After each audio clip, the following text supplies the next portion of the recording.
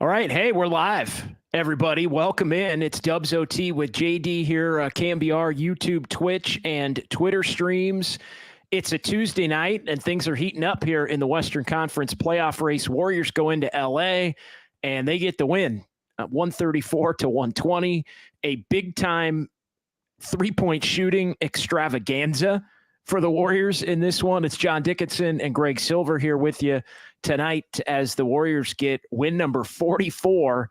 Now 3 games to go on the season. Draymond Green, 5 of 7 from three-point range. Stephen Curry, a perfect 6 for 6. But everybody tonight who played for the Warriors in terms of meaningful minutes, Steve Kerr emptied the bench with about 2 minutes to go. But everybody who played meaningful minutes except for Trace Jackson Davis attempted and made a three-pointer for the Warriors. And they roll in this one, had a lead of 18, no Anthony Davis. And the Warriors, that's kind of the first takeaway for me, Greg, is not only tonight, but in the game in March, on March the 16th, down in Southern California, that the Warriors won. Giants are not doing much winning against anybody. We saw the end of their game here as we got things rolling on Dubs OT. But I wanted to start, Greg, with Anthony Davis being out, and that's 7 straight quarters now that Anthony Davis has been out against the Warriors, and the Warriors have just done whatever they want offensively with him off the floor. Everything that happened in that last game on March 16th, as far as the Warriors just being in a flow and being real comfortable, happened again tonight. It wasn't the best defensive effort for the Warriors tonight, but it doesn't have to be when you make 26 of 41 from three-point range, a whopping 63.4%. And, a few key stops here and there. Gary Payton with a couple of blocks.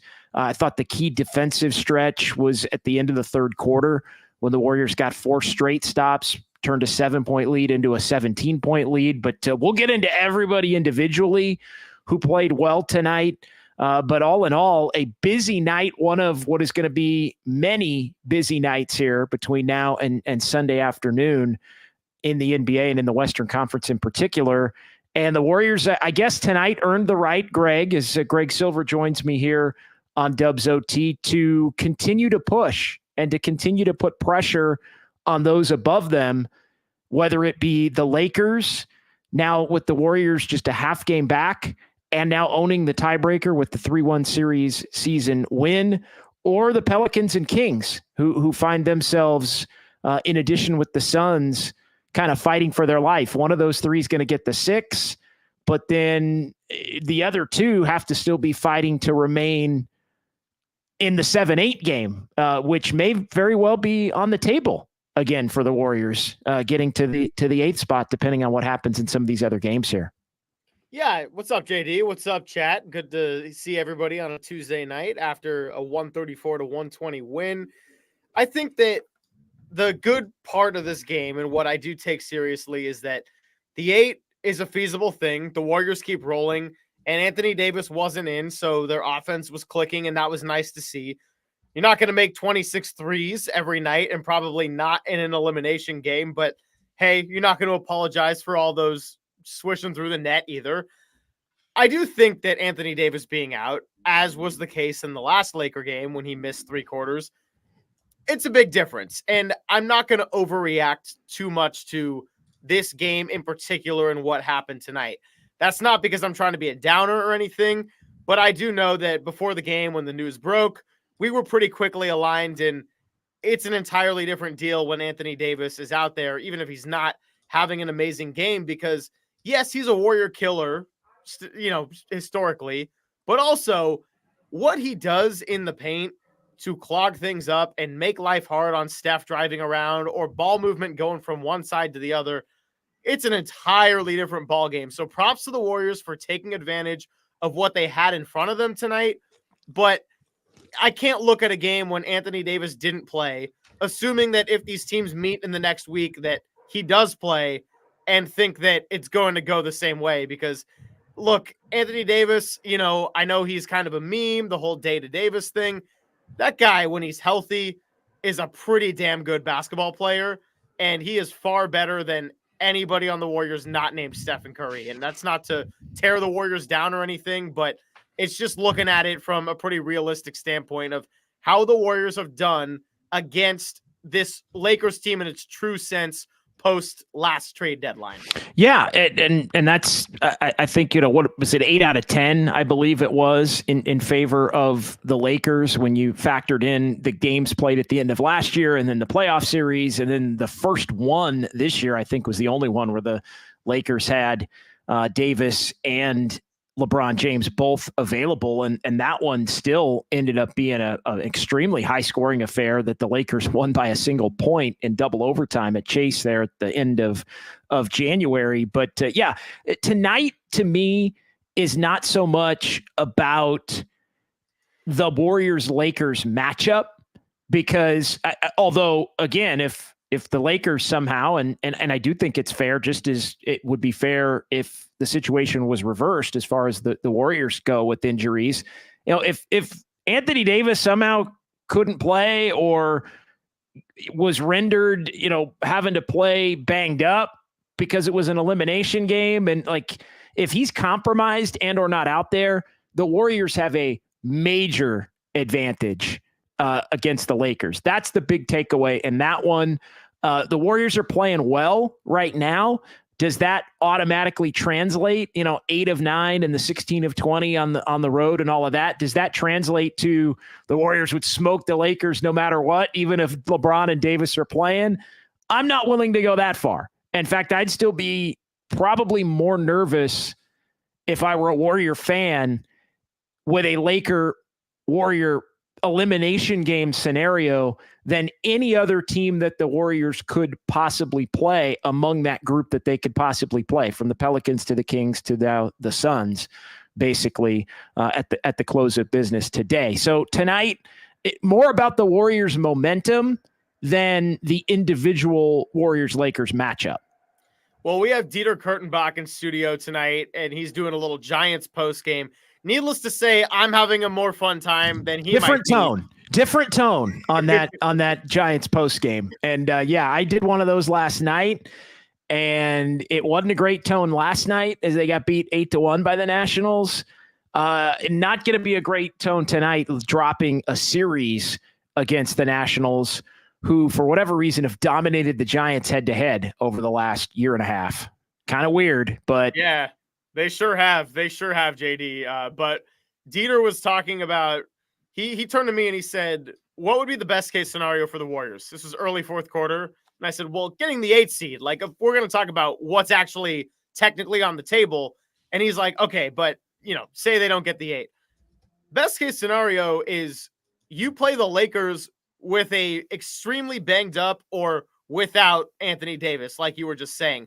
I think you'd rather get the Kings than the Lakers because Malik Monk is out. And it seems like every Warriors-Kings game comes down to the final 2 possessions. So I'd take my chances, not saying they would win that game. But if you can get a Lakers team with no AD, that is by far going to be your most favorable matchup when you look at a week from today. Yeah, again, putting them in order for me, the team I would want to most play if I'm the Warriors is the Kings. The team I would want to play next most would be the Pelicans, and then Phoenix after that, and then the Lakers among that group. That's just, point blank bottom line. If you disagree in the chat, feel free to chime in. We can make that our pseudo question of the night here on Dubs OT with JD. Rank the potential Warriors opponents in order of least or most to least desirable. We can get into that. Douglas Mikes chiming in here. Warriors, despite their ability to F themselves this whole season, can end the regular season on a high note to get to 8th. Will they? Warriors going to Warrior, or are they going to take advantage? Well, it's still beyond their control. So, I mean, that's the one thing that I will say about that. I mean, Kings helped them out tonight. Kings helped them out tonight. They had a 20-point lead in Oklahoma City. And honestly, they had chances to win in OKC, Boston, and New York on their 4-game trip where they ended up going 1-3. They lost those 3. They did handle business and beat Brooklyn by 30 the other night to get a 1-3. But it was, I mean, they had chances to win all of those 3 before they didn't, and had some pretty hot shooting games that they were unable to complete. But yeah, I mean, OKC's a game where if you're just doing the on paper thing, you know, those 3 games are games that you'd figure the Kings, even being a pretty good team, should lose. And, you know, they have won a lot of games on the road. I think they've beaten every one of the other top 10 teams on the road. I think OKC actually goes down as being the only team. Them and the Pelicans are the only teams that among the whole top 10 that they didn't beat on the road. So, you know, they had wins in Minnesota and the Lakers and Clippers and Suns and Denver even. So the Warriors, all of that. Hell, I don't think they lost a game at Crypto.com Arena all year against I guess they lost the first one to the Clippers and then won the next 3 against the Lakers and Clippers combined. So yeah, Kings lose to OKC. Kind of looking at the night overall, Minnesota got down to Washington pretty big. They ended up winning. So they maintained the top spot in the West, Greg. They're tied with Denver, 55-24. Both of those teams, they play tomorrow night in Denver. So that makes it easy. The winner of that one will move into the number 1 spot. Minnesota, regardless, Greg, of what happens tomorrow, is going to have the tiebreaker. So if they wind up tied, then Minnesota could still move ahead of Denver. Obviously, if they win tomorrow, already having the tiebreaker, then Minnesota is probably going to get the 1 seed in the Western Conference. So we'll keep an eye on that one. If Denver wins, obviously they'd be a game up. And then OKC is still in the mix as well, a game back. So whoever loses that game would fall basically into a potential tie with OKC. And OKC's got 3 home games to close things out. Clippers won tonight. They had a 37-point lead at Phoenix early and then held on and won tonight. Dallas won tonight. The Pelicans were down at halftime in Portland, but came back and won tonight. So the Pelicans at the close of business tonight, Greg, are 6th, a game up on Phoenix. Phoenix is a game up on the Kings, who are 8th. And now there is just a half game separating Sacramento, a half game up on the Lakers, who are a half game up on the Warriors now, who still sit in 10th. But it's all bunched together now with everybody having 3 games to go, except for the Lakers. The Lakers only have 2 games to go. Everybody else has 3. And it's just going to be quite the ride to the finish line here. Well, I'm looking through the chat as we welcome everybody in. Again, Dubs OT. Warriors beat the Lakers 134-120. Let's get this one out of the way, JD, because we're not going to make it the whole show. But our friend CA said, missed most of the game. I was working late. Great win. Curious to know how JK was tonight. Not good. Not good tonight. No, it wasn't a good JK night. Really bad defensively for the most part, other than like one possession where he defended D'Angelo Russell toward the end of the third quarter. Really bad defensively. He was 1 for 7, I want to say, shooting in the game. Ended up 2 for 8, actually. 2 for 8. Did hit a 3 toward the end of the third. It was a kind of a bad shot, but it went in. Kerr did not finish with Jonathan Kuminga tonight, but the Warriors had enough other players who were playing well tonight. He ended up finishing with Gary Payton II. But tonight, I don't think was necessarily, Greg, about Kuminga not being good, only playing 21 minutes, but Andrew Wiggins was really good. Draymond Green was exceptional. Klay Thompson was outstanding. Stephen Curry had the quietest and most efficient 23-7-8 game you will see. And then the Warriors bench did what the Warriors bench has done for the better part of the season, outscored the Lakers 45-20. And Podziemski, Chris Paul, GP2 were all really, really good off the Warriors bench. How many guys did we just name? I guess, of the 9 who played, I think, really 7 of the 9 were exceptional. Trace Jackson Davis, not the greatest game for him. And I think Kuminga among the 9 was probably at the bottom of the list. But I think the focus tonight should be on the 7 who played exceptionally well and not Kuminga who didn't. Yeah, and I mean, I think that the non-effing around factor, in the words of I think it was Douglas Mikes with that comment, I think that the Warriors really were able to get this in a comfortable zone and take care of business tonight when they went on a 10-0 run to close out the third quarter and really give themselves a cushion. And then the Lakers had a 9-0 run to respond right back to start the fourth. And Steve Kerr called timeout 2 minutes and 2 seconds into the fourth, said, okay, that's it. I'm putting Steph back in. I'm putting Wiggins back in. And I'm putting who was the third one? I wrote it down. Wiggins, it was Draymond. It was Draymond. Yeah. It was Curry, Wiggins, Draymond for Podziemski, Klay, and Trace Jackson Davis. Yeah. Yep. Yeah.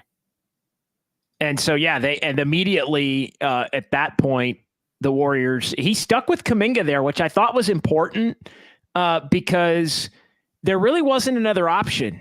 And so even though Kuminga wasn't playing well, I think a lot of people probably thought, is he going to go away from Kuminga? He left Kuminga out there for another 3 or 4 minutes, and it got him to a point where he could then close with Gary Payton II, because unless he was going to dust off Moses Moody, who was not a member of the Warriors' primary rotation tonight, it's okay. The Warriors can play and win a game and play effectively without Moses Moody being a part of it. Like, that can happen. Check that box. It was either dust off Moses Moody, who hadn't played at all, or it was stick with Kuminga and use that to get to about the 6-minute mark, which is what Steve Kerr did. And then he had Peyton finish it up until the white flag was raised by the Lakers, and everybody was basically out of the game with about 2 minutes to go there. So, ended up being, Chris Paul was exceptional. He was out there with Steph tonight, and Wiggins, Curry, Chris Paul, GP, and Draymond, really Kuminga and Draymond, and then later Peyton and Thompson to close until the Lakers basically gave up on this one. They put the game away over that stretch. Just really good Klay Thompson game, really good Chris Paul games. And Podziemski was really good tonight. Yeah, he seemingly found his shot lately, which I think is important. He's a different kind of a player when he's making shots, and 5 of 6, 3 of 3 from 3. I mean, really the story of the game is the guys who don't always shoot the 3-ball well shot the 3-ball well. Like, set Steph and Klay aside, and they're 11 for 16, and Curry, for crying out loud, was 6 for 6, which is just ridiculous. Hey, maybe the rest day helped. Maybe the rest day helped. Well, and it helps when you actually can go beat a team without him, and then get him back in and not have it cost you, as his injury cost the Warriors really, I think, a chance from being in the top 6 when you look at the way that they've played here over the last 9. But Podziemski, it was really, to me, Podziemski's 3 for 3.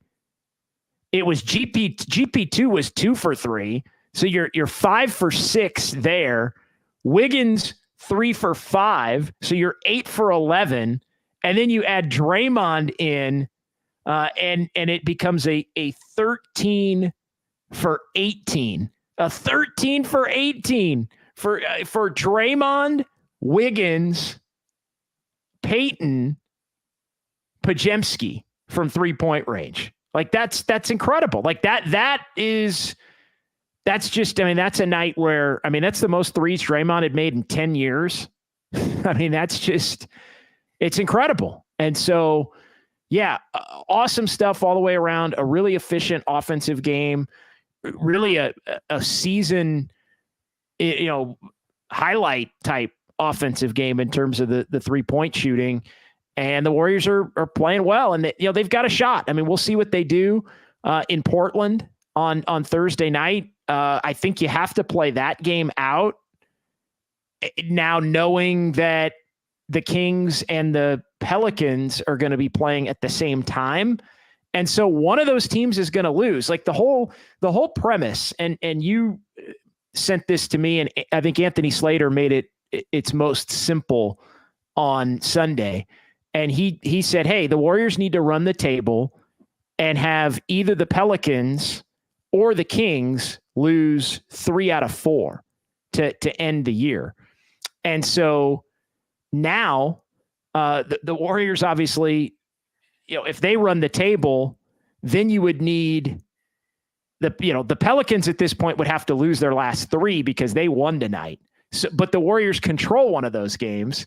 The other one's against the Kings, who lost tonight and probably aren't going to lose to Portland on the last day of the season. So help me out here. What are we rooting for? If we're Warrior fans, like what are Warrior fans supposed to be rooting for at this point, other than the Warriors, because they're not going to know what they're really up against until Thursday, have to go play. Like, I wouldn't be looking to rest anybody Thursday.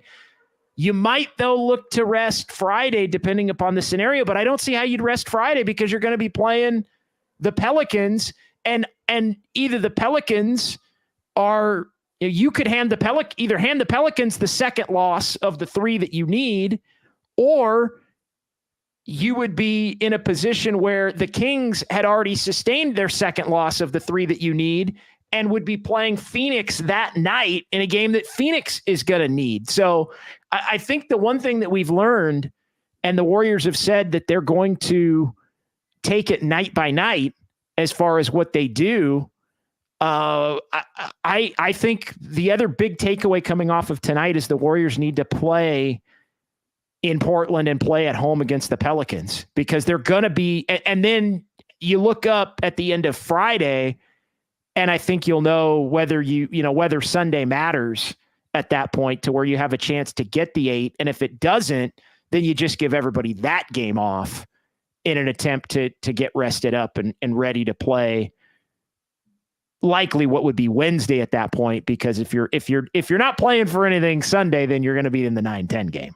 But you may need Sunday to be the 9 instead of the 10, which is also in play now because the Warriors beat the Lakers. So I don't know. What are your thoughts on all of that? I know sometimes it's confusing to talk through. I should have sent you my graphic with everybody's schedules remaining to where we can. No, don't worry. I perused that thing when I got to work. I was walking in right up on Broadway.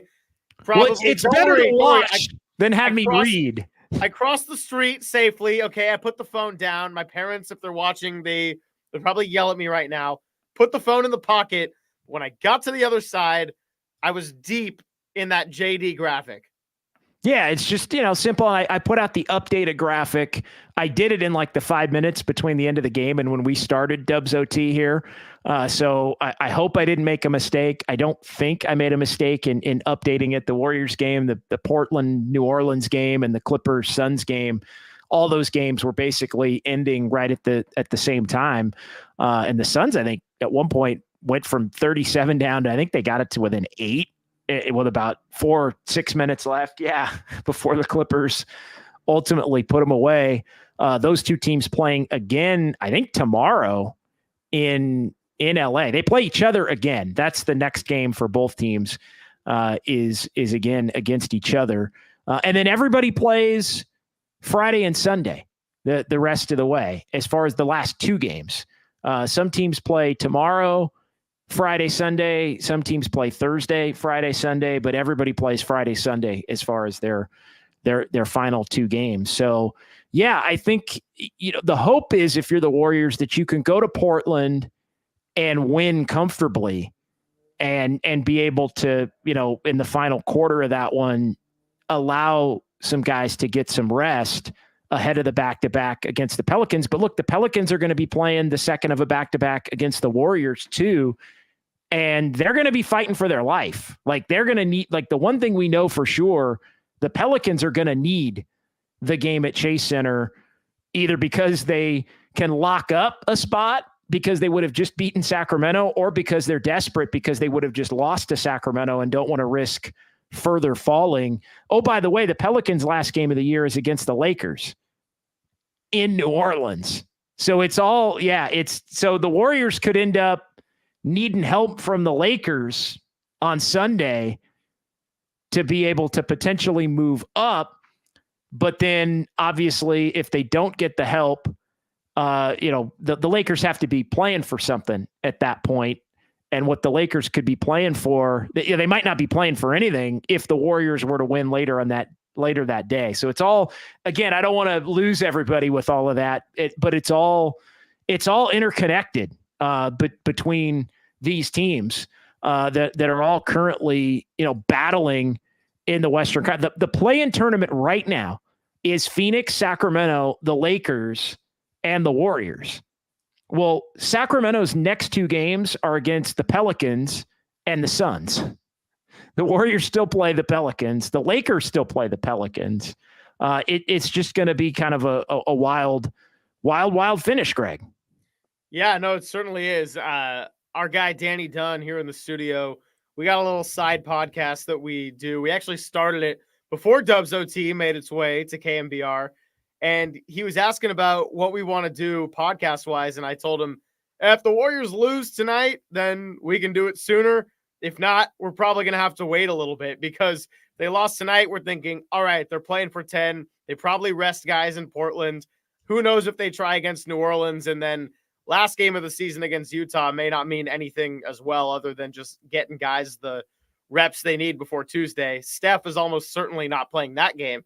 And now you got to take information as it comes. But like you said, they're at least going to try on Thursday. You'd think they got every reason to try on Friday because they're not going to have enough information. And really, it's only on Sunday, if it's a sure thing that they're locked into 10, then at that point, maybe it's all right. We can take a little bit of a rest here. But nah, it's a blessing and a curse that they have a shot to keep climbing up the standings. They're clicking at the right time. They've won 8 out of 9. The one they lost came down to the final shot in Dallas.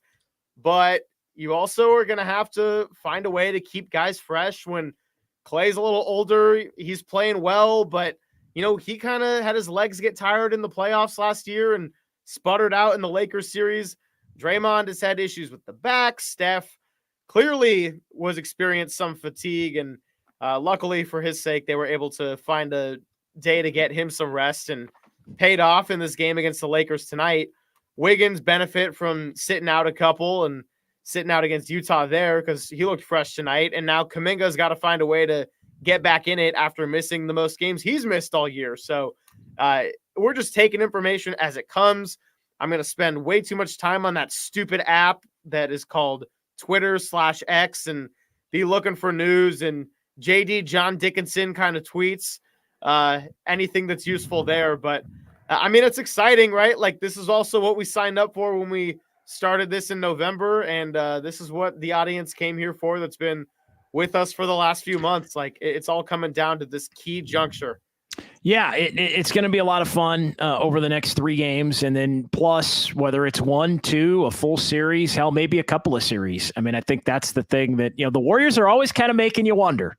They're always making you wonder if they could, get on a run. But again, get on a run for them is like win a playoff series. Like get on a run for them is not be the 10 seed and get to the 8 seed because you won a couple of elimination games. Like that isn't get on a run, even if you end the season, say, winning 11 of your last 12 games. Like get on. This is a team that's won multiple championships, at least a franchise in the big 3 plus Steve Kerr.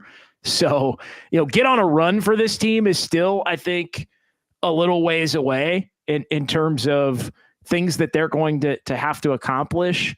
But the one thing that they are doing is giving themselves a chance. And it looked so bleak a couple of weeks ago when they got beat by the Timberwolves. It looked so bleak that, you thought, well, this team's just going to beat 10 and they're going to kind of maybe go out with a whimper against the Lakers, who at that point have been a really difficult matchup when LeBron and AD have played. And everything has basically flipped with the team winning 8 of 9. They've played excellent basketball on the road and continue to play excellent basketball on the road. 16 of the last 20 away from Chase Center. They've got the final road game of the season on Thursday night. They got a shot to be 25-16. And in fact, should be 25-16 come this time on Thursday night, which would be an amazing turnaround to go from 8-33 on the road. Or wait, no, it was 11 and 30. What was it? How many games they won on the road last year? I think 11 and 30. No, it was 11. That's right. It was 11. And then what? 33 and 8 at home? Yeah, 33. I got it backwards. Yeah, they were 11 and 30 on the road. So to go from 11 and 30 to 25-16 is remarkable in terms of the turnaround. Now, one of the things I still think they're going to lament is that the best they can do at home is 22-19. How did that happen? Well, it doesn't really matter at this point. It's happened. But yeah, you look at just some other thoughts of the game tonight. Warriors were up 9 into the first quarter. The offense was playing great. I thought Trace Jackson-Davis played pretty well in the first quarter and then wasn't needed as much, but it was really Podziemski, 10 points, 2 boards, and assist. He was 4 of 5 in the first quarter, made a couple of threes, was a plus 12, and it was really, the bench and the young guys early on, in addition to Draymond Green, who was putting everything down from 3.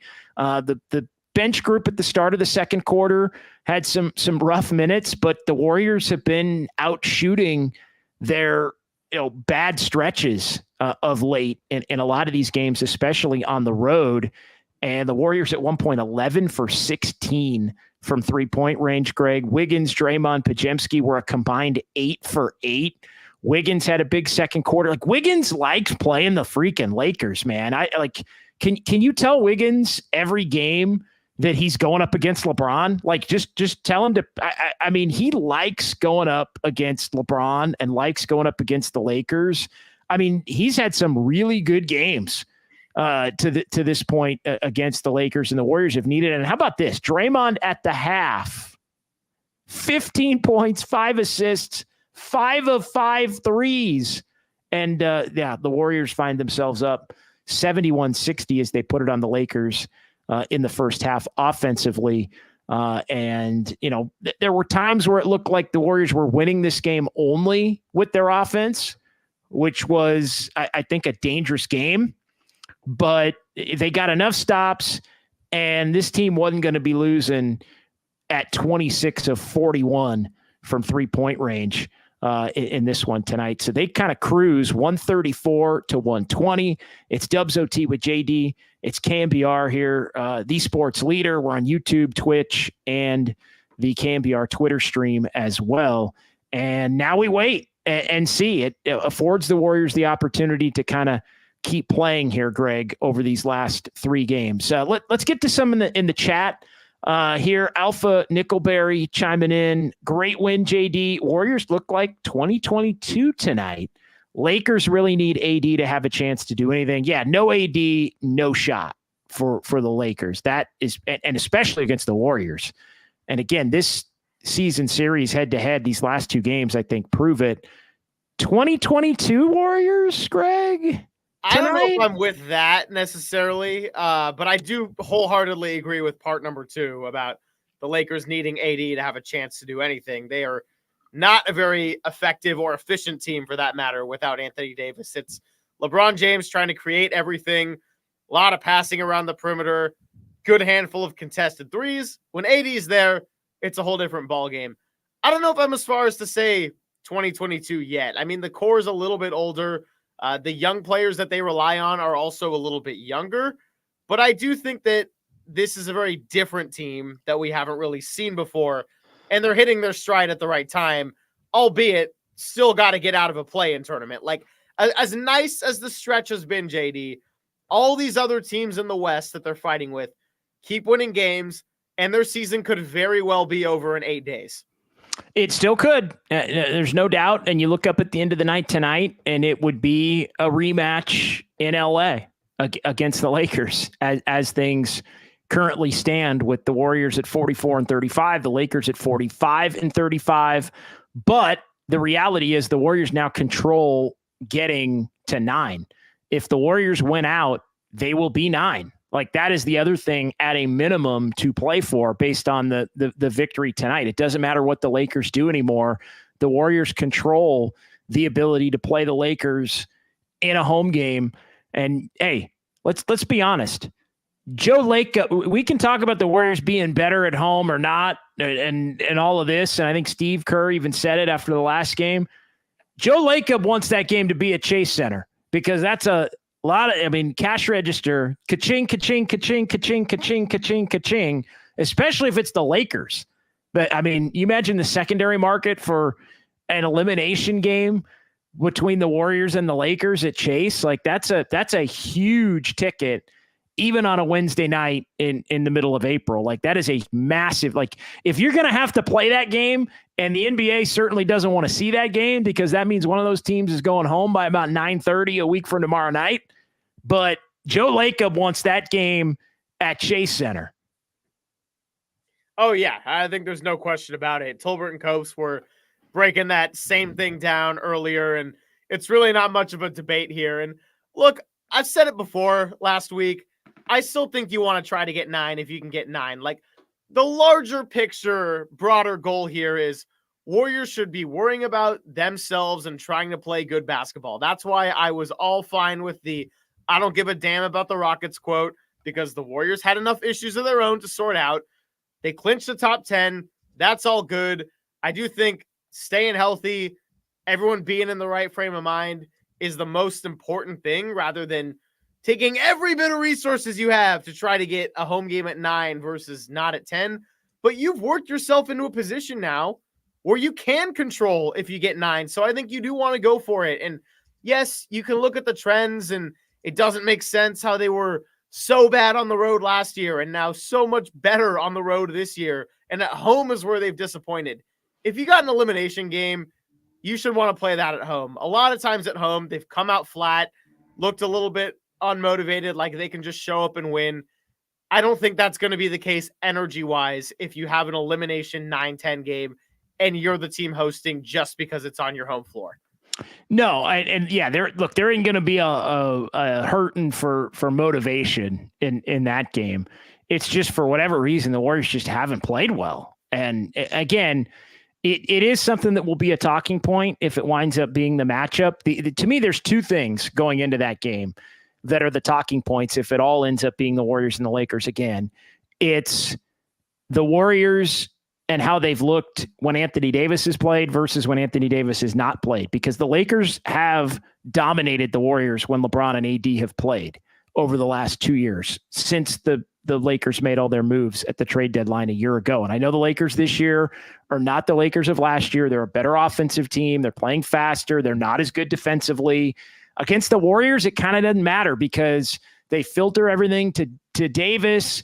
Davis clogs up the paint, blocks shots, cleans off the glass, gets offensive rebounds on the other end, scores kind of at will against just about everybody on the interior. Like, he gets fouled a lot, like all of these things. And it allows LeBron the freedom to kind of do what LeBron needs to do to make sure that he's getting all of his free throw attempts and everything that he's going to need if the Lakers are going to pull off a game like that. So the number one thing, if these two teams meet again, is, I mean, both those guys obviously would play, but I think that's a completely different animal. And then the other part of it is, when you look at this thing, is it's just the Warriors' home woes.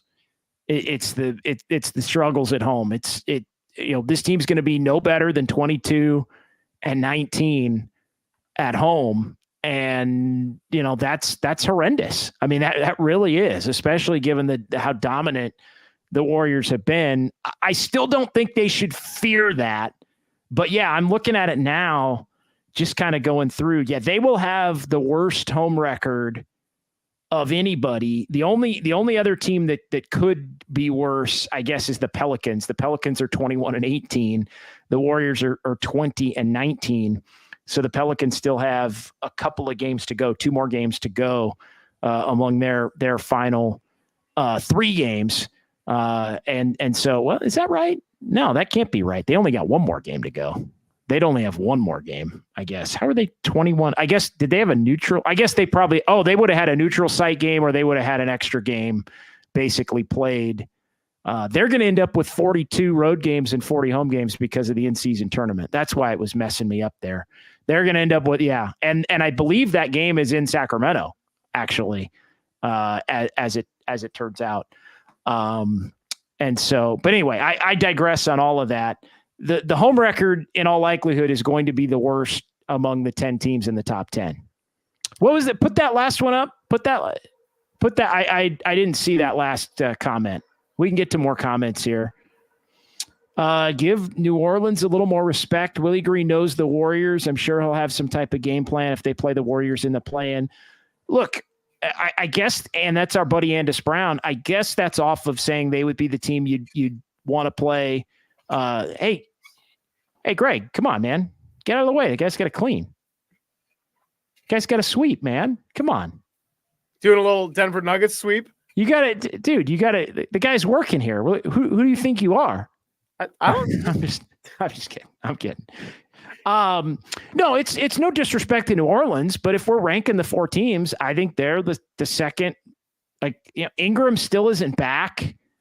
I mean, they're having to figure out, did Ingram come back tonight? I don't think he did. I wasn't totally locked in on that game. I don't think he did, but I'll make. No, I don't think he did. No. Yeah, no. So Ingram's either going to come back in Sacramento or maybe come back against the Warriors or maybe hell not come back at all. But no disrespect, Andis, to the Pelicans. It's just somebody's got to be the team and it's no disrespect to Sacramento either to say the Kings are the team that you'd most like to face if you're the Warriors. That doesn't mean that game won't be, a one possession game with 40 seconds to go. I mean, every other freaking game they play seemingly is. So I still think if I'm ranking them though, it would be Sac 1. You could lose to all of them. Sac 1, Pelicans 2, Phoenix 3, Lakers. Lakers would be the team I'd want to see the least. You differ on that at all? No, I don't differ on that. I would only say with the caveat of if Anthony Davis doesn't play, then they go to the top of the list. Yeah, totally. Yeah, that's actually true. Yeah, if Anthony Davis were to not play, then the Lakers would be the team I'd want to play the most, followed by Sacramento, New Orleans, and then Phoenix at that point. And so, yeah, so we'll see. I mean, still a ways to go here on the season with 3 games to go. And appreciate everybody chiming in here in the YouTube chat, Paul and Dumpster Fire Dan. Can you believe there are fans who wanted to play Moody over Pods? That's always a fun debate. We don't have to spend a lot of time on it. It's always just a fun debate. The debates within the debates. Rockin' New Era 84, Giants lost again, but Warriors win brushes that off. Yeah, look, when the Warriors are beating the Lakers and on a heater 8 out of the last 9, I wouldn't say it brushes it off, but it makes them not only the secondary story, but it makes them about the 10th biggest story in the Bay Area, to be honest, because the Warriors have about 4 to their own. And then the Niners have a couple of, I'm sure the Niners signing a 4th string running back. And then it's like, oh yeah, the Giants got beat by the Nationals again, who are probably going to win 65 games this year. But bunch of them are going to be against the Giants, apparently, at least the first 2. Regulator overall, the team was terrific from 3. That's why they won. Yeah, no doubt. I mean, anytime you hit 26 threes in a game, you're in good shape. Yeah, 26 of 41. I was clicking around and looking at some different box scores, so I lost it there. But yeah, 26 of 41, 63%. Anytime you do that, you're feeling really, really, really good about yourself. And the Warriors are feeling great right now at 44 and 35. Hey, they also, Greg, equal their win total from a year ago. I know that's been a big debate over the last couple of days. Are the Warriors better? I think Tim Kawakami asked the question of Steve Kerr in the postgame press conference on Sunday after they beat the Jazz. Do you think this team is better? I know we've been talking about that. I think they are. I think we were talking about that even a couple of weeks ago. I think, different at that point, it was more of, I think, a different version of the same. Are they significantly enough better to where they don't maybe need some big changes in the offseason? I think that's a different conversation. But no, this team is, in my mind, this team's better from, the contributions of Podziemski and Trace Jackson Davis to, Kuminga being a much better player right now than he was a year ago. I mean, Chris Paul has been an upgrade over what the Warriors got from Jordan Poole last year. No shade against Jordan Poole, who, the one factor that I will say that has allowed the Warriors to be better than they were last year is the fact that Steph hasn't been hurt. nearly as much. Like, we might be having a different conversation about that if Steph had missed 26 games about whether this team is better or not, but they haven't had to because he's missed 7 games. And yeah, I mean, Chris Paul's been pretty good. Yeah, they are better, as Regular points out, but so is the West. No, and we got into that the other night on Sunday, how basically everybody in the West, top to bottom, is also better, including a bunch of teams that were beneath the Warriors last year, from Minnesota to OKC to Dallas to New Orleans, all teams that were behind the Warriors last year that moved in front of the Warriors. That's the group that I think when the Warriors look back, they're going to go, man, there were a few more teams that maybe they had accounted for getting the jump on them, but that's therein lies the not good enough at home and too many games that they had leads in that they let get away at different points of the season. Yeah, I think New Orleans in particular, that's a team I've always been pretty high on potential-wise, but they just have never seemed to stay healthy. And we'll see what happens with Brandon Ingram, if he's able to play a lot, if they get into a playoff series, and how competitive that would be. But without him, I don't think this team is going to do much of anything. Now, could they still knock out the Warriors? Sure. Do I think they're going to win a playoff series? Definitely not. Let's get to this comment. Sure. I think that ties nicely into some of the sound we were going to play. This is Carlos Guido saying Klay's price, oh man, trending upward. You are not wrong about that. And speaking of our guy, Tim Kawakami, I know he wrote a column about just that very subject. We have 3 pieces of sound to play tonight. One is from Klay's dad, Michael Thompson, who was on the morning show with Murph and Marcus. Another is from Marcus Thompson, no relation, of course, just Oakland's very own, covering for The Athletic. And then the third one is from Draymond's podcast, which featured Klay Thompson. First, let's get to the Michael Thompson quote. Yeah, this was just about what his impressions were of Klay and how he's been playing lately. Klay on the podcast talked about his mortality and dealing with those feelings. But here's what his dad had to say with our morning show guys. Everything, man, to be in the class of a Dirk Nowitzki, Kobe Bryant, Tim Duncan, guys like that who finished their careers with one team, that means a lot. If you can carve out a 15, 18-year career, Reggie Miller was another one, and be recognized as wearing just one jersey your whole career, that is special. That's something I always aspired or wanted to do when I was with the Portland Trailblazers. I wanted to retire with them. Of course, they traded me. Anybody can get traded, but I got to finish up with the LA Lakers. But it was my dream also to play my whole 15 years in Portland.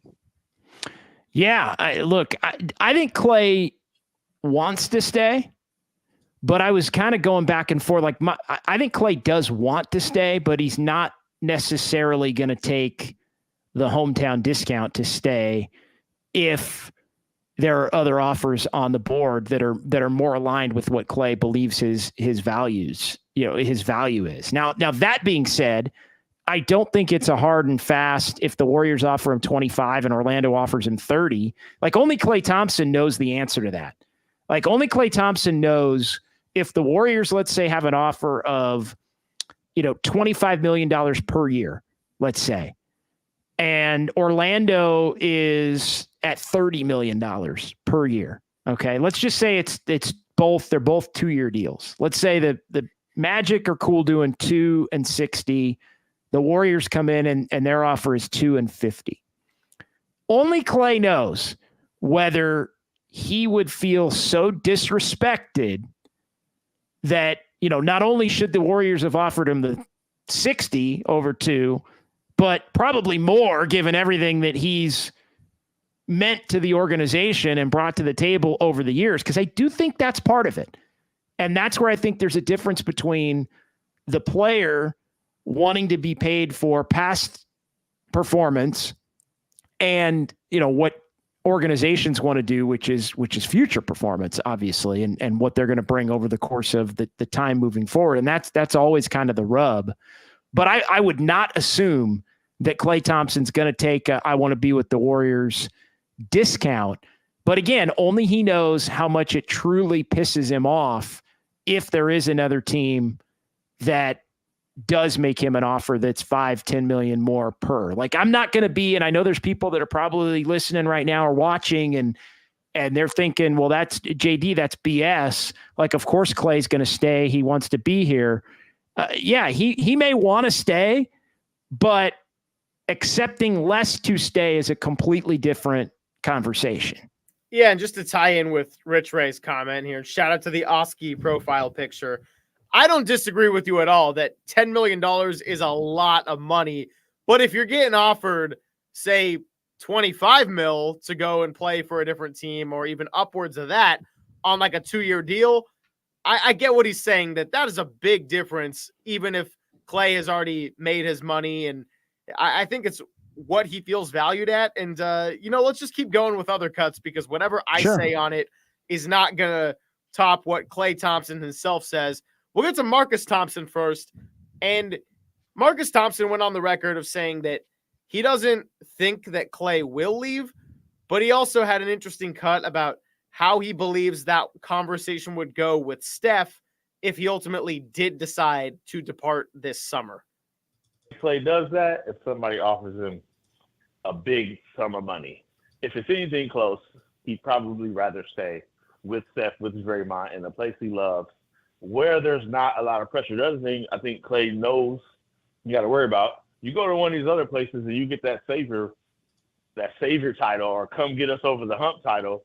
Like, now you got to sit there and answer for it. Now you got to be, you got to be out front and center where he didn't have to do that next to Steph. Like, he can not talk. I mean, look at Draymond. Look how long it took him to get him on the pod. He's been trying for years to get his teammate on the podcast. Klay's in his own world. I don't know if he can do that if he goes somewhere else. He'd probably do it if somebody's offering him 30, 40 million. But if it's anything close to what the Warriors would pay him, he probably will just stay. It's tough. You can't look Steph in the face and be like, I'm leaving you, dude. Goodbye. Like, that's a hard thing to do. I believe the last part of that. I mean, the other part of it, though, as far as, man, I don't know that Klay would necessarily have to answer for being the savior and all that. Some of those teams, like, just use the Orlando example. Like, he would be, yeah, he might be one of the highest paid dudes they have because they have a lot of young players. If they go and get him to help, put them over the top, basically to be, and what are we really talking about? We're not talking about making Orlando a championship contender or anything. We're talking about making Orlando a legitimate top 4 seed, maybe in the Eastern Conference, which, they've flirted with the top 4. I don't know where they are right now, but watching them play over the last month, they are not a top 4 team or anything close to being a top 4 team. But I disagree with Marcus in the sense that I don't think Klay would have to go there and speak up for being the savior. I think he would go there and be like the 4th option and that they would deem that 4th option a lot better than whoever their 4th option is right now, because I can tell you their 4th option right now can't shoot because their 1, 2, and 3 options can't shoot. So look, I don't think it now the money part and all of that I agree with. And again, the sentimentality and, all things being equal, he'd rather stay. Like, I believe all of that. It's just a matter to me of how equal is it going to be? How equal is it actually going to be? And where is that line of, if it is 2-60 and the Warriors are at 2-50, is splitting the difference enough? And here's the other part from the Warriors standpoint, because it works hand in hand. Let's say Klay is like, guys, you need to bump this thing up. Like, get it up to 2-55 or 2-56 or something like that.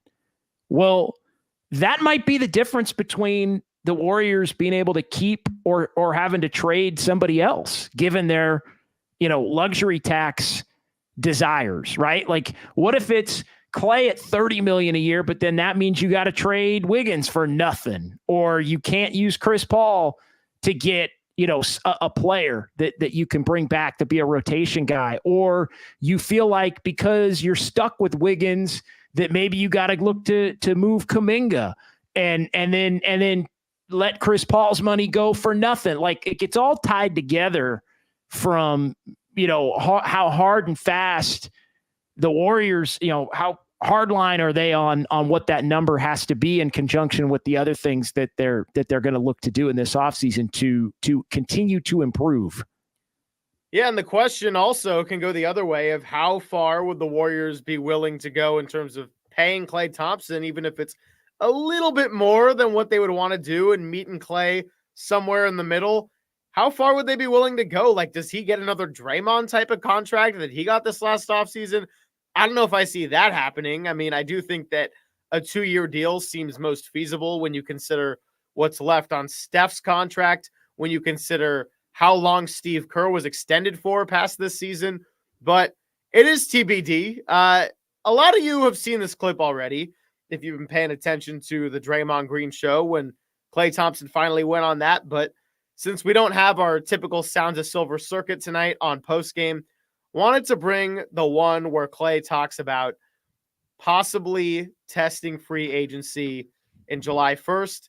And he said that he can't allow his mind to go there yet. I do think that he means that sincerely when you look at the way he's been playing basketball lately. Seems to be a lot freer than he was about November, December of the season. But this is what he said to his longtime teammate, Draymond Green. Told me a ton when you're like, lean into these young guys, lean into the fact you're a vet, you made X amount of money, you don't have to worry about nothing, like you're playing for the love of the game. And I think once I realized that and I relax a little bit rather than trying to play for a contract or all-star nod or some accolade, but rather just play for the love of the game and the fact they get to play cards with the guys on the plane. We're playing ping pong last night after the game. We're having fun. That's the beauty of the game right there. Not trying to get another max deal or another endorsement, but just smelling the roses and appreciating all the work it took to get here. And in saying that, when it comes to free agency in July, I just got to keep that in mind. Like, yes, I want to re-sign with the Dubs, but I also have to prioritize my mental health and lay out what is important to me at this point in my career. And I know we have so much basketball ahead that I haven't given it much thought, really, because if I start thinking about July 1st, then I'm just doing myself a disservice. I'm not here. I'm not thinking about the Hornets tomorrow and these must-win games this weekend. So for me, it's just about staying present, as simple as that is, staying present. And well, that's a guy that sounds like he really wants to stay and looking for reasons to stay, which, you know, I think is another thing to sort of factor in as we get into the psyche of Klay Thompson and, you know, just how things roll here. I think how this thing ends matters. I think his belief that, you know, their core could get back and maybe try and win one more matters. You know, I think all of those things factor in terms of maybe taking a little bit of a hometown discount. And look, maybe he ends up not having to take a hometown discount. Maybe it winds up being relatively close and he winds up, you know, looking to stay. But I don't know. I read into that clip that it's a very good sign for the Warriors, Greg, if Klay Thompson truly is in that headspace come July 1st, when ultimately the decision has to start being made. I think so too. And not to repeat some of the same points we've already made many times on the show, but oh, why not? It's Tuesday. We got a lot of people watching. It's all good. How the season ends is going to determine a lot of things. Do they lose a week from tomorrow and they get bounced out of the play-in despite the great turnaround they've had since late January? Or do they get into a playoff series and maybe win a series upsetting a team and Steph looks well-rested and other teams can't contain a 36-year-old? Like, I don't know, but even that alone, that is a large spectrum for what this team could be and for maybe reasons that Klay would want to stay or whether they want to hold on to Kuminga versus move him. Like the Wiggins conversation, there's all sorts of different conversations. And it's not just Klay Thompson this, Klay Thompson that. It's like you were saying with there's a certain amount of money. They're going to have to figure out how to shuffle it all around. What do they prioritize the most? And we'll see, depending on how this thing ends. Yeah, I mean, definitely. And you're right. I mean, it is still extremely fragile as everything, you know, sits tonight with respect to, you know, they're still 10th and they have to win out now to get 9th.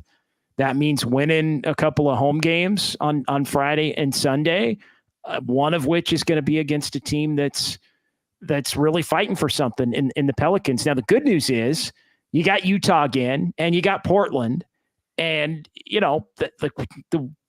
the Warriors have made it through the tough part, right? Friday is the last sort of headliner game that the Warriors are going to have to get through in this thing. If they get to a point where they can be ninth if they win Sunday, then, or maybe better than that, if some other things shake out their way, that would be an incredible end to this season, because it looked done. It looked done as far as the 8 seed goes on March the 21st. Basically, when I said the 8 is done, and Steve Kerr. That's when Steve Kerr was talking about 10-game winning streaks and anybody could have one, and how much he truly believes in this team still. And he said it, not only that he thinks they could get on a run, but also that he thinks that they can, kind of like what we were talking about at the beginning of the show, not get on a run in terms of 10 in a row, although I do think he believed that, but a Laker Miami kind of run where they go and they win multiple playoff series. So we'll see. A couple of more here. Let's get back to and appreciate Greg for putting that sound together. That was excellent, courtesy of What the Volume and the Draymond Green podcast on the last one, Klay Thompson's interview with Draymond, and then the other ones from Marcus Thompson and Michael Thompson, both coming on as guests here on KNBR. Serge Echeverry. It's all about the second unit in the playoffs. That's when the Warriors can dominate.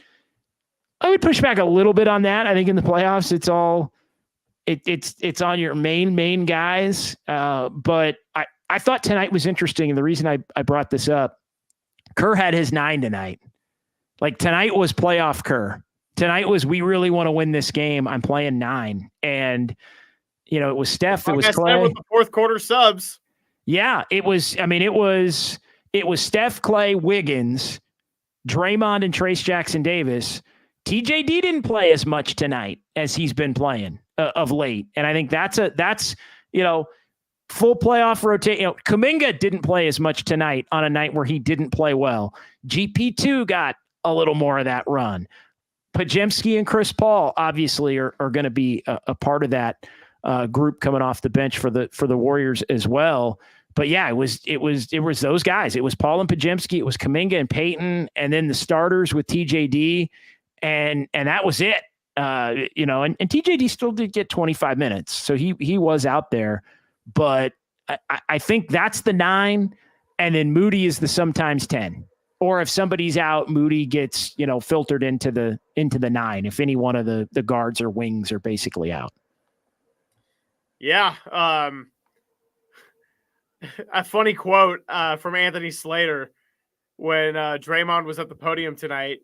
I don't know if you guys paid much attention to when Draymond got hit in the face earlier in the game and he went down for a bit and got helped up. He said, "I hit someone in the face, I get thrown under the jail, but when I get hit in the face, they don't see it." Okay. Yeah. Well, it happens, Dre. Yeah. I know. You made your point, but it happens. And we move on. Like, I'm not going to lob a grenade at Draymond there, but reality is your track record is your track record there, my friend.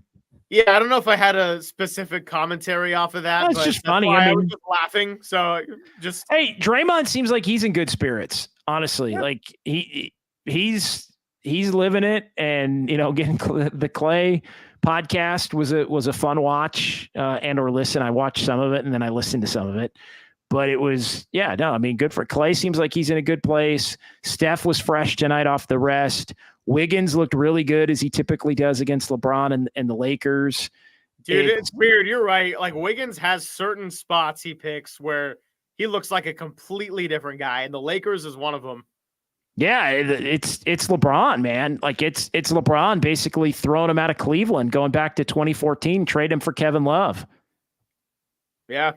I think that's what it is. Erwin Kwong have to take this win and run with it, given how many the Warriors fumbled away at home during the season. Yeah. I mean, look, nobody's saying it doesn't count. I mean, it absolutely counts, and the Warriors absolutely earned it in the way that they played and the way that they shot the basketball. And again, not having AD allowed for it to be a less complete performance. Right? You didn't have to play as much good defense to beat the Lakers. The Lakers have been getting out rebounded the last couple of games with, basically since AD went out. You look up tonight, Warriors end up, it was close, but the Warriors did out rebound the Lakers 42 to 40 on the boards. But they wiped them out, man. Points in the paint were heavy in favor of the Lakers, 54-40, but the Warriors had 14 more 3-point makes. So there you go. I mean, you're plus 42 in terms of 3-point makes. You can take a minus 14 in terms of points in the paint. But again, it was kind of a defense optional feel to it a little bit. But again, that you can be comfortable. When the Warriors rebel the sounds, Warriors need to avoid the Lakers in the play-in at all costs. Again, may not be up to them, but the one thing that they can control is now the ability to host that game, which didn't look like it was going to be likely even 3 weeks ago. It looked like that wasn't going to be not impossible, but not likely, let alone the option still to pass the Pelicans or potentially pass Sacramento as well. I'm looking at the Warriors. So the Warriors can get to 47. So the Warriors still could technically pass Phoenix, I guess, too, because Phoenix could end up 46-36 if they wind up losing out. So, yeah, the Phoenix sack, the Warriors, Lakers actually to a lesser extent now that they don't control their own destiny, although they're only a half game out of sack. So, I mean, they're hoping, the Lakers are hoping that the Kings get beat again and that they can go win in Memphis and basically lap Sacramento. Like there is a world now where the Kings end up 9 and maybe the Warriors end up 8, which I never would have thought. I never would have thought, Greg, that would have been imaginable. But again, it comes down to if the Lakers went out or if the Warriors went out, they would end up at 47. And if the Kings were to go 1-2, then they would end up at 46, and the Warriors would be able at that point in time to pass them. But again, the Kings have Portland in the last game. So if you're looking for Sacramento to lose 2 games, they're going to have to they're going to have to lose the next 2 games, which are home games against the Pelicans and home games against the Suns. So yeah, could happen. I mean, could happen. There's a lot of ifs out there. I wouldn't say, I'd say many of them not likely, but this is sports. Like, we've seen crazy stuff happen. By the way, Warriors tonight, first team this year to get to 25 made threes and 10 blocks. Yeah, the blocks were a huge deal. Yeah, and they're not a team that was notoriously necessarily bothering you at the rim a whole lot. And Trace Jackson Davis getting inserted into the lineup obviously helped that particular cause, but he had 3 blocks tonight of the team's 12. All around, pretty impressive. Steph, multiple blocks. Wiggins, 3 blocks. Yeah, Wiggins, TJD leading the way. Usman Garuba with a block tonight, getting him to 12 in the final 2 minutes. His lucky number. Cannot discount that Usman Garuba block late. And look, on the night where there wasn't a lot of defense, the blocks were important, and there were some opportunistic blocks, I think as well in this one. Just kind of cycling through the chat here. We'll keep things rolling here for another few minutes. Regulator, Kings and Pelicans play each other Thursday. We've rolled that in. Florida Dubs fan JD is correct. I would love to play the Kings and feel confident. I still refuse to say that the Kings are in a free fall. There was another person that texted me that tonight. I'm like, guys, like, they are not in a free fall. They lost to OKC, Boston, and New York on the road, and they won a game in the midst of that 4-game stretch. Like, they are not in a free fall. I don't know why that's become a pet peeve of mine, but it has become a pet peeve of mine. They're 5-5 in their last 10. You're not in a free fall if you're 5-5 in your last 10. Sorry. That is not a free fall is. Well, I'm trying to find a team that's in a free fall. The Pelicans, before they won against Phoenix, were in a free fall. And now they've won 2 in a row, and they're no longer in a free fall because they've won 5 of their last 10. Yeah, it's like I said to you on Saturday, JD. I think a lot of it has to do with all these other teams in that 5 to 10 range of the Western Conference just keep winning so much. So it feels worse to win 5 of your last 10 when all the teams that are on your heels are winning 8 of 9 and 7 of 8 and all these crazy stretches. I do not think the Kings are in a free fall, but they could very well lose these next 2 games, and all of a sudden we're looking at a possible 8-seed route for the Warriors if they keep winning. Yeah. And look, it may look that way by the end. I mean, if they end up 9th and, then if they were 5th, I think 2 weeks ago. So I guess by that standard, maybe, and I think it was only by night, it was only by like a half game or maybe even with a tiebreaker, but they were 5th at one point, I think a couple of weeks ago. Brian Banks, we don't fear the Lakers. No Jordan Poole sabotaging this time around. Just have to control JK's minutes. Yeah, look, that's the one thing that maybe the Kuminga injury actually allows for is for Steve Kerr to be a little bit more like not have to feel like he has to play Kuminga every single game, a ton of minutes if Kuminga isn't playing well. Because I think there was a point there when Kuminga was really rolling that even on the nights where he wasn't playing well, and I think that's a regular season thing as opposed to a playoff thing. But yeah, look, Kuminga's a part of this thing. Like that I want to make clear. Kuminga's a part of this thing. And it looks like he's going to be coming off the bench, although there are matchups where I could see them taking Trace Jackson-Davis out of the starting lineup and putting Kuminga in the starting lineup and just going full-blown small ball. I could see them doing that against the Kings at times. Hell, I could see the Warriors even dusting off Looney against the Kings if they end up playing against them. So I'm not tough night for JK. As Florida Dubs fan says, we'll need him to have some good games if the goal is to run the table. So yeah, Kuminga's still a part of it. But I think having the ability, because he's been less at the forefront of late, I do think that gives Kerr a little bit more of a ability to get buy-in from him if maybe he doesn't play as much. And I know he said all the right things Sunday. And it's funny, I was listening to Anthony Slater and Marcus Thompson on their podcast, and they were kind of saying, yeah, Kuminga said all the right things, but then they were both kind of wink, wink, nod, nod, smiling, kind of laughing, like, yeah, he said all the right things, but does he really believe does he really believe it? Like, is he really not going to be happy not playing or happy not starting? And I think that's fair. Like, I'm willing to give him the benefit of the doubt, but I think the fact that they were able to win some games without him, it allows Steve Kerr a little bit more control in some bigger moments to not feel obligated. And I think tonight was kind of one of those where, you saw it tonight. Like, Kuminga didn't play well, and he didn't have to finish the game with him. Because they've been playing well a little bit without him, and there's some other options. I think tonight it was more there were other options to you could go with GP, you could go with Klay, you went with Chris Paul a little bit in the backcourt, and then brought Klay back in the backcourt. So there were different things to roll with there. Let's see what else. I'm kind of making my way through the comments here. Without calls tonight.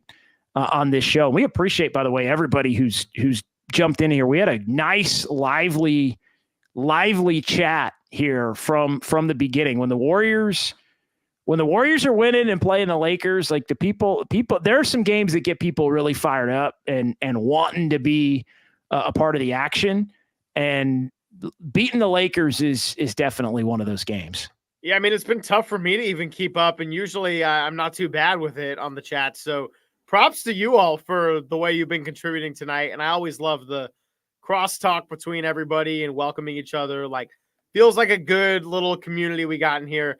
And by the way, we just have reached over 3,000 views tonight if you count through Twitter, Twitch, and YouTube. So props. It's the Lakers, man. The Lakers move the chains. I'm telling you.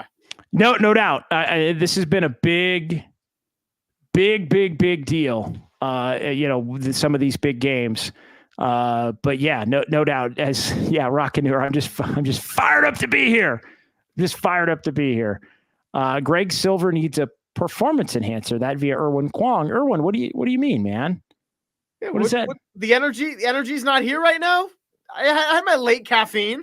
Drew Down winning without JK being impactful was impressive. Yeah, I mean, I think that's as big a testament to how well the Warriors are playing as anything, to where, Kerr basically played 9 and 7 of the 9. And I probably shortchanged TJD with the blocks, and he actually played more than I thought he did when I went back and looked at the box score. So, but I still think he probably, Kuminga didn't play well tonight, but basically everybody else did. I mean, that's kind of what, and so if you get 8 out of 9 or 7 out of 9 that are playing well, your top rotation, that's tough. Andis saying he heard that Kuminga's knee thing is day to day. Yeah, it is day to day. He also, part of it, like the Warriors were ready to bring him back a couple of games before he actually came back, and we've touched on that. I do think there's a little bit of Kuminga wanting to make sure that Kuminga is comfortable and feels right. Like he kind of cleared himself, I think, to be able to come back, and looked really good in doing that against the Jazz. And so, yeah, I don't know about physically tonight if that played a role or not, but that is also something to monitor. And I think it also is a big reason why maybe having him come off the bench is the proper course of action between now and whenever this thing ends. It gives you just more flexibility on nights where maybe he doesn't have it physically or he's making mistakes, to just kind of go away from him. Yeah, and I mean, I'm with you that I'm not going to make too much of a big deal over him not playing well tonight, considering that 7 of the 9 were sensational and Trace Jackson-Davis being the 8th was fine. Like, nothing too detrimental to the team. Kuminga's going to have to ease his way back into it, but at the same time, it's worth shining a light on when there is little time left in the regular season. Like, you'd think that Portland and Utah are the type of opponents where Kuminga can ease himself back in, because they're like opponents with a lot of young talent, and he can really showcase his athleticism and not worry about other teams trying to pick on him too much defensively. That said, we are 8 days away, and maybe seven on an off chance if they get the 8. But we're 7 to 8 days away from crunch time, go time, not a lot of F-ups time basketball. Well, yeah, if they get the 8, they're playing a week from tonight somewhere. And if they get the 8, that's a road game. They'd be playing somewhere. New Orleans, Phoenix, Sac, like, who knows? Flip a coin, roll a pair of die. Like, let's go. I mean, I don't know, man. Let's roll some dice. JD, I want to play a quick game with you before we wrap things up, because I feel like you would be pretty good at this one. So it's clear by now that Draymond's shooting differences from 3 in the first half versus the second half are pretty big. Let's go with the actual numbers. He has taken 93s in the first half combined this year. How many do you think he's made out of 90? Oh, it's in the 40s, I think. Isn't it? It is. Yeah. No, it's like, I mean, I don't know, 45, 40. I mean, it's 46. A lot. Yeah, 45, 46. Yeah. So he is at 51.1% there. In the second half, he's made like 8 all year or something. He's made 5. Okay. Out of how many? How many in the first half had he taken? 90. 5 out of 40, 45? 37. Yeah. Okay. Yeah. Yeah, All for right. 5%. Yeah. No, that's Sorry, that's, no, 13%. that's about right. I think it's fatigue. I think that's all I got for you on that. But no, I was just for not having looked that up. I thought that was a pretty good range. But yeah, no, I know at one point he was like 40 of 90 or something. So yeah, that was pretty good. I don't know if that qualifies. That qualify Rain Man trick? I don't. Greg, did you? I did know this. Greg yes. did learn this.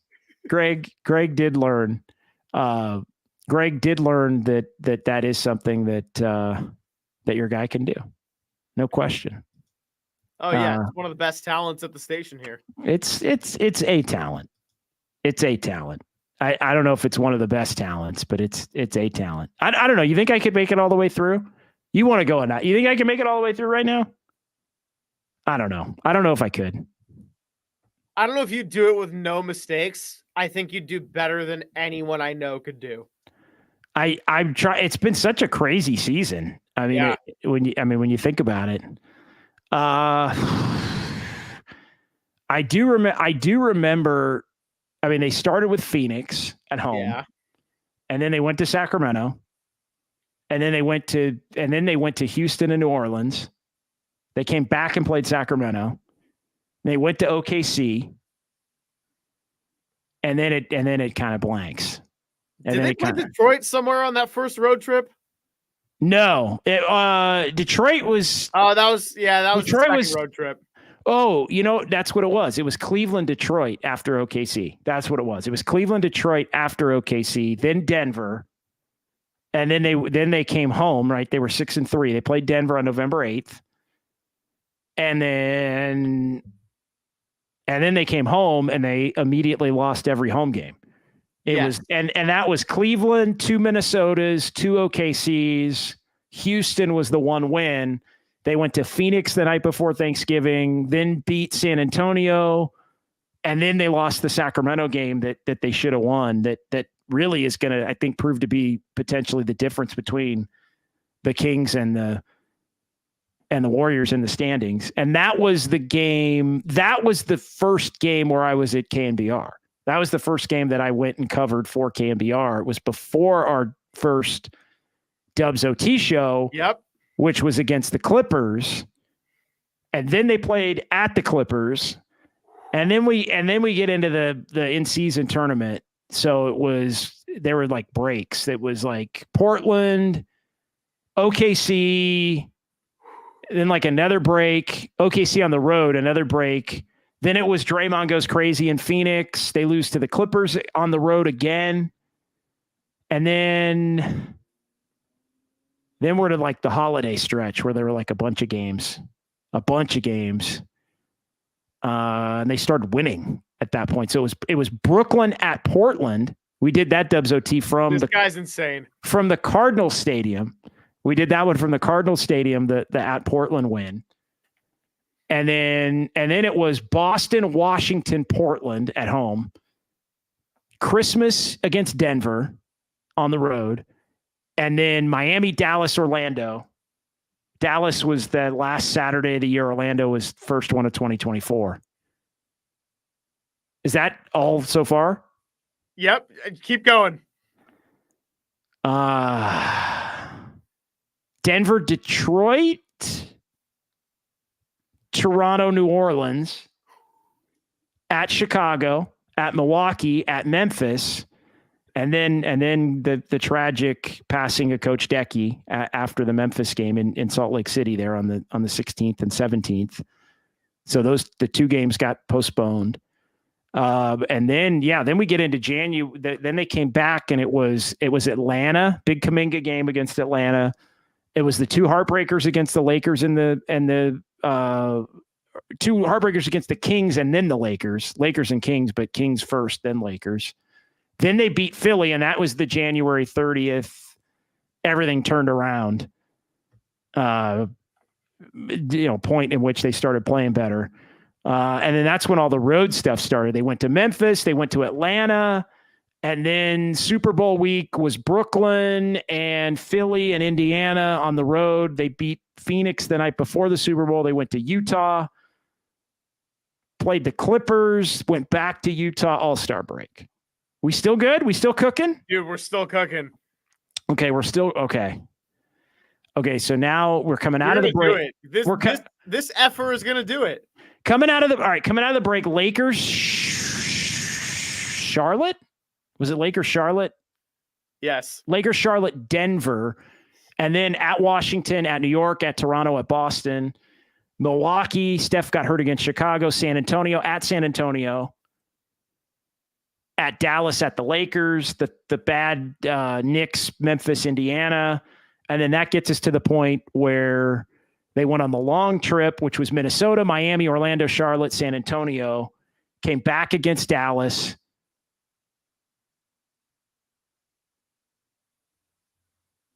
And then I'm blanking. Oh, at Houston, at Dallas. Jeez. At Houston, at Dallas, Utah, and then tonight. So there we go. At Portland. At Portland. At home against the Pelicans in Utah. Unbelievable. Well I twisted myself in knots there with that one. Now we may have to again, I know people are thinking, well, what the heck? Like when I did it originally, like 5 years ago, it was the 18-19 season.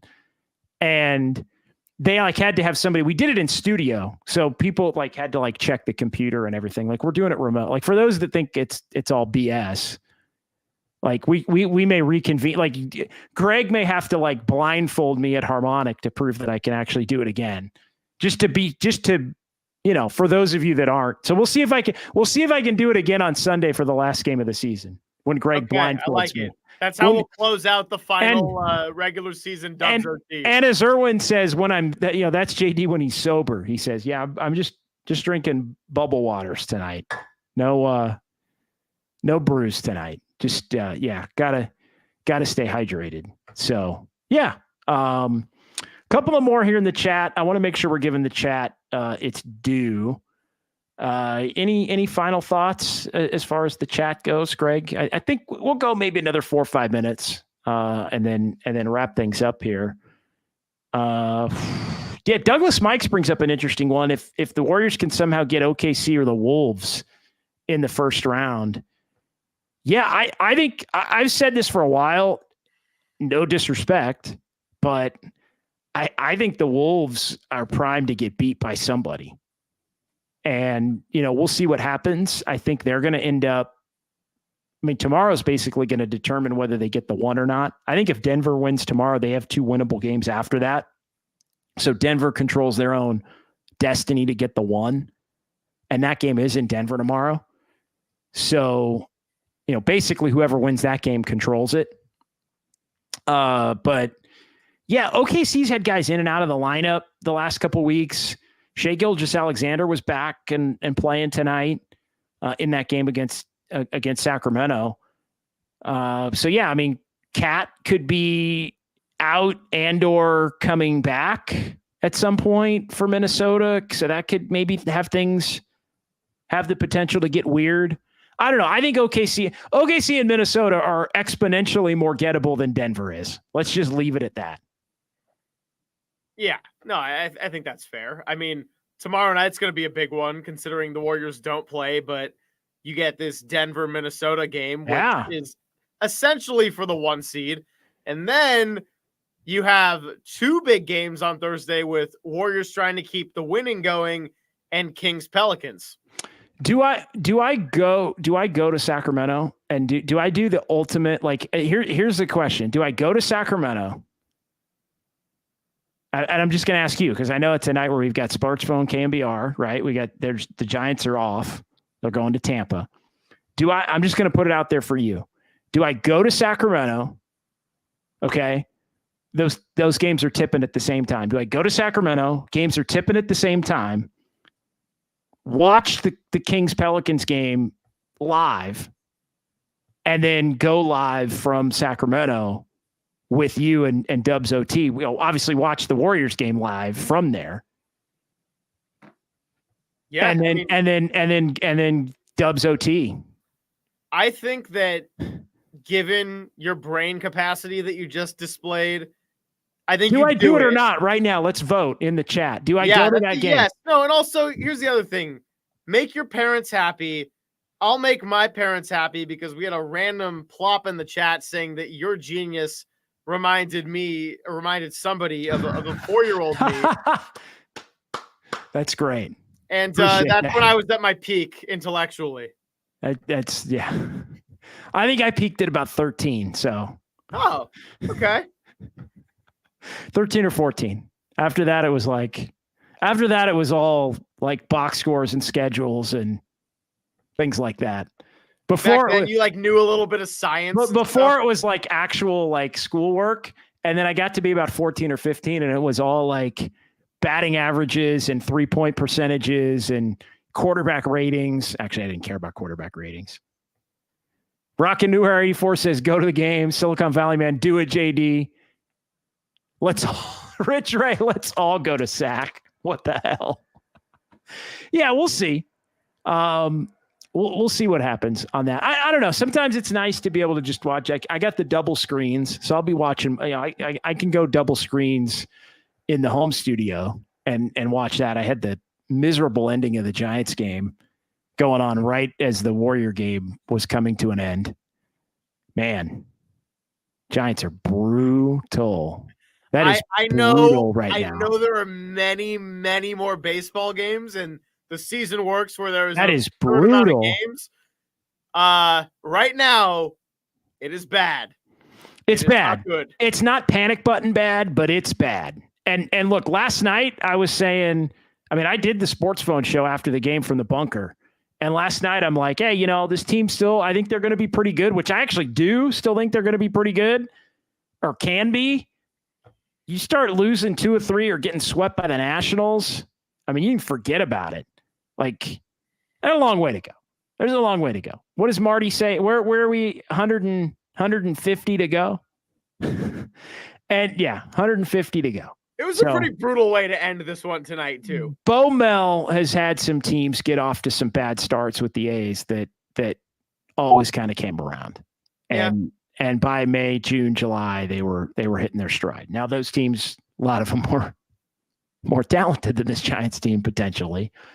But anyway, I digress on that. Why is Drew down saying we're icing him? Probably because we're not taking calls tonight. Okay, yeah, no calls tonight. And you know what? I'll own we still haven't set up the calls on the Dubs OT chat. I'm saving it for the playoffs.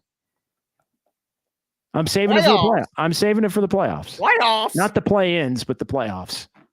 All right. You want to do some fun with numbers here in the final? Yeah, what you got? Yeah, I got a few. Let's see. 44-35 now. 24-16 on the road. We talked about that. 16-20 on the road. And that's since February 5th. So that goes back to the Monday before the Super Bowl when we were doing those shows at odd times late at night. 44 wins matches last season's total with 3 games to go. So the Warriors could win as many as 47. Win the season series against the Lakers. Season high 26 3-pointers. One shy of the franchise record. 23 was the other highest 3-point make night of the year. And it was against the Lakers, that game that they lost in double overtime. Extra basketball kind of makes a little sense. Extra basketball makes a little sense on the counting stats. And the Warriors matched their season high in field goal percentage, which they set last week against the Rockets. They were 58.8% in both of those games. Warriors are 23-2 when they shoot better than 50%. So yeah, that's been a good tell. They're also. I wonder what the 2 losses are. I think it might be I think one for sure is the Kings game on January 25th. Okay. I will double check that right now. The other one is maybe, I want to say it's maybe the OKC game with when Holmgren hit the three. That would make sense. Those were back and forth. I was gonna say maybe the Atlanta game when Steph had 60, but no one else really did anything. Yeah, let's let me confirm the Sacramento one right now. I've got that box score up, and the Warriors. Yep, the Warriors were 55.8% that night and made 19 threes. Kings made 22 threes. So that was one of the two. And then that other one that would have been November. What was that? November 18th? OKC Warriors, November 18th, because they played on the 16th and the 18th, right? Yeah, that was the Saturday game. That was the game where they fouled Holmgren. Let's see, 130 to 123. No, that was not it. So yeah, they shot 45% in that game. So yeah, it was another one. What was the one you said? Atlanta? Yeah, but I think everyone else besides Steph was so bad that I wouldn't put my money toward that one. I got you. Feb 3rd, Warriors versus Hawks. This is the kind of stuff we do here on the YouTube only show. It's like, yeah, let's just start Googling shit. Let's just start Googling box scores. Oop, am I allowed to say that? Yeah, we're not on the radio, right? Yeah. I'll bleep it for the podcast. I'll make a note right now. Hit the delay. No. Nope, 44.6% in that game. So yeah, no. Yeah, I don't know. I can't remember what the other one was. We'll tweet it out for everyone. Yeah, we'll find it. I'll go through the log of all the games. There is an easy way to find it. I can go through and log every percentage. Basketball Reference will have it. So yeah, final thoughts, Greg, while I look that up. No, just thanks to everybody. This was one of our best shows viewing wise, and fun to beat the Lakers always. I know Anthony Davis wasn't playing, but still fun to beat the Lakers. In the words of our guy Drew Down, who we couldn't get on the phone tonight, but I do have a little sound clipped. I hate the Lakers. I hate the Lakers. That was one of my favorite calls. And if we have the opportunity to play it in the next week due to an elimination game, I'll make sure to put that one out over the airwaves just for one of our favorite callers. Oh yeah, we will definitely get that out to you here at some point. But yeah, Warriors get the job done tonight. They win in Los Angeles. 37 assists for the Warriors in this one. Again, when you're making a lot of shots, the Warriors typically are going to have the high assist numbers. But yeah, Draymond was just tremendous in this one. The 5 3-pointers, the most he's hit since 2014. That is a long, long time for Draymond Green. So yeah, we'll tweet out the numbers. But yeah, Greg, great job, my man. We'll talk to you on Thursday, maybe from the home studio, maybe from Sacramento. Well, TBD on that. But for Greg and for everybody watching us here tonight on YouTube, Twitch, and the Twitter stream, thank you so much. We really appreciate it. It's been Dubs OT with JD, KNBR, the sports leader.